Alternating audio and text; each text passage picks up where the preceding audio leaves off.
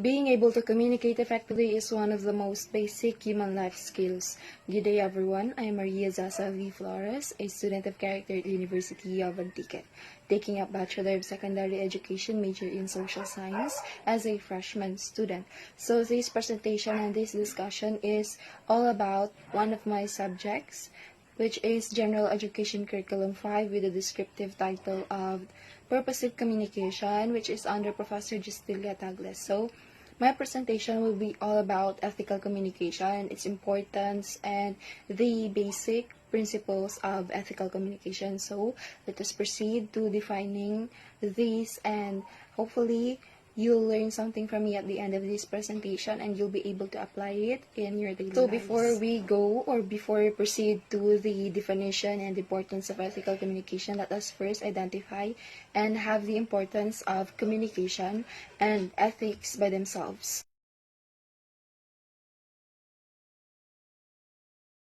Communication is a process in which we engage ourselves with understanding, cooperation, and accomplishments with a varieties of goals. So, communication is therefore defined as transferring thoughts and ideas to have a better and greater understanding. Let us now proceed to the definition and importance of ethics. So, I have researched two definitions, and here they are.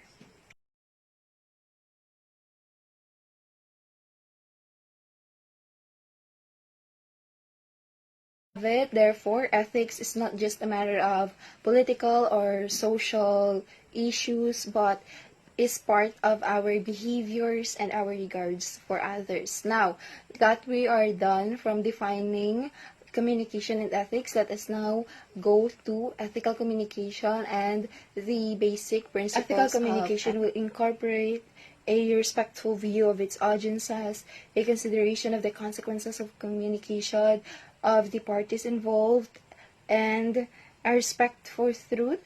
Such views will be both challenges and rewards. So let us start from the first basic of ethical communication.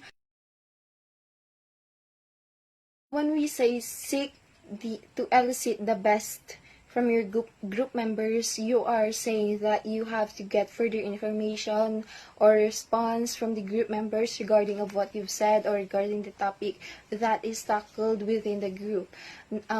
Since communication is not only having or giving information, it is also having the response. So to be able to be called it is a communication, and to be able to have this ethical communication, you have to elicit the best information and response from your group members. Listen when others speaks. Having a conversation doesn't have the idea of only talking or listening alone. They should work together, since it will never be called a conversation if someone is only talking and no one is listening. Or how can someone listen if there's no one who is talking? So, in ethical communication, you have to listen when others speak, since you'll be given a time for your turn to speak or to share your ideas within the group of such discussion.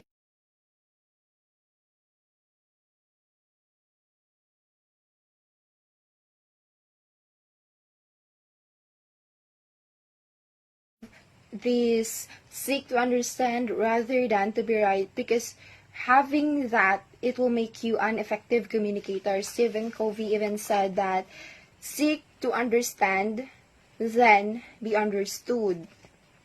So it will help in decision-making process, and listening provides the platform to understand what other people wanted to say or what they want to share, rather than focusing on what you only wanted. So you have to seek to understand rather than to be right. And if in case you are actually right, you still have to understand the situation or the given idea of that particular person, since there will always be a reason behind such things. So let us proceed to the next one.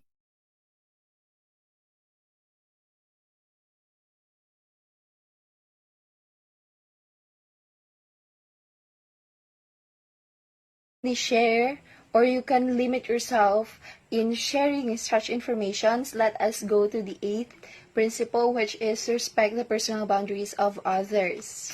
So if you respect someone else's boundaries, you are recognizing and you are giving respect to their emotion or emotional tolerance. So since that not all boundaries are emotional, not all, but some are. So we do not know. So let us respect the personal boundaries of other people, since we are also asking for respect, for avoid interrupting or side conversations. So let us have this example that even at our homes, or even we are not communicating to other people, we are always taught by our parents to avoid interrupting, especially if there are, or these communicators are adults and you are just a young child. So even at home, we are already taught that we should not add some we should not add some conversation that is not relevant to the discussion, especially if we are not asked. We have to challenge ourselves to stay quiet, and if we accidentally interrupted the speaker, we should go, apologize, and let the speaker continue what the speaker is saying, or what the speaker is trying to share to all of us.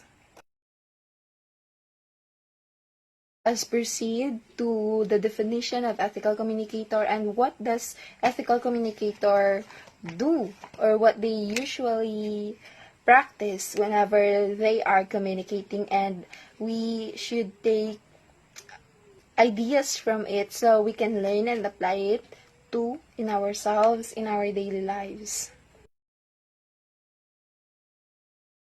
Ethical communicators then uses informations correctly. Why do you think that we have to use information correctly, even that we are not yet called or considered as ethical communicators? We have to use information correctly, especially when this information is so important, or this information affects a large number of people.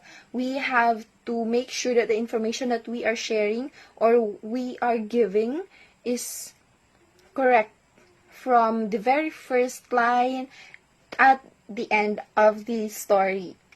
And for the sake of our audiences, ourselves, and the people affected by our interactions, we need to recognize the ethical component of communication. Communication is making the best decisions whenever we are communicating. It gives thought to the manner in which we communicate and consideration. So ethical communication is consideration which shape our communicating practices. So the next slide is all about the sources and the references of this presentation.